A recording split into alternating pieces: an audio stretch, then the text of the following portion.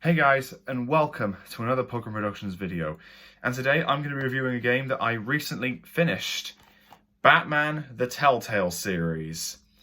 Now, this is something else. This game is unbelievable. As you can see, it was made by Telltale Games, who at the time had made their very famous adaptation of The Walking Dead. And the Batman Telltale series basically is a game where you make your own choices, and the series then it adapts to the choices you make. And I was personally really invested by the story. First, it was just a Batman romp to begin with, and then that whole thing about Bruce's father, Thomas Wayne, being in cahoots with Carmine Falcone, who's a big crime boss in Gotham City. And then their activities with Hamilton Hill, who was the mayor of Gotham at that point. It's pretty good. And I also loved the friendship between Bruce and Harvey Dent, who most people out there may know as Two-Face. And I just love their friendship so much. And even though I knew that at one point Harvey was eventually going to snap and become Two-Face, I was saddened when it did. Because I really thought I could be compassionate. You can choose whether you want to be compassionate or brutal. I tried my best to be compassionate towards Harvey and try to help him, but but then at one point he actually destroyed the drugstore.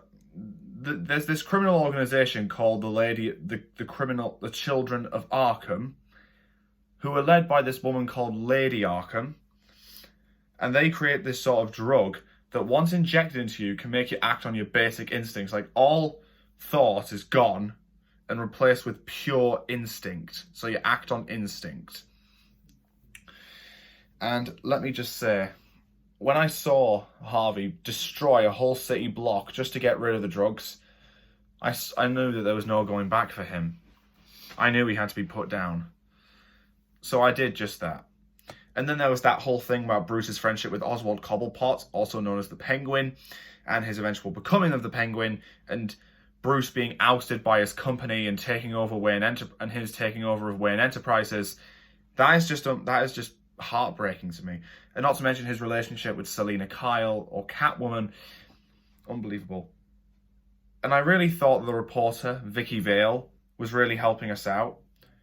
She was helping us out throughout the whole Falcone business, but turned out she was Lady Arkham. And in the final battle against her in Arkham Asylum, when she had Alfred hostage, I had to remove Batman's cowl to save him. And it was a truly heartbreaking moment. It was so emotional. Now, I loved the game a lot. I love it a lot. All the choices you can make, all the quick time events that you take part in. Batman the Telltale series, it's a must-have for any Batman fan out there. There is one problem with the game, though. It is essentially a rip-off. If you want to know what I mean by that, basically, the game is split into 5 episodes. It's a series, an episodic game.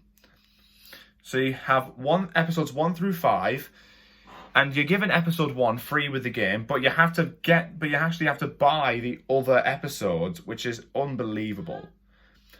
I mean, the last episode I got for free download, but the others were priced, and I wasn't very happy about that. So apart from the concept of it being a bit of a rip-off, the Telltale series, great game. I couldn't recommend it any more. Although I imagine the rip-off aspect is going to be basically the same thing when I tackle the game's sequel, Batman: The Enemy Within. I really think this game is just going to be a rip-off just like the others. But there will be some more stories to engage in, and there will be multiple episodes. So I hope so. And who knows, maybe at some point I can decide which of these 2 games is better. Now that I've beaten the Telltale series, let's see if I beat The Enemy Within. maybe I can choose which one I like best. So I hope you all enjoyed this video, and I will see you in the next one. Bye bye.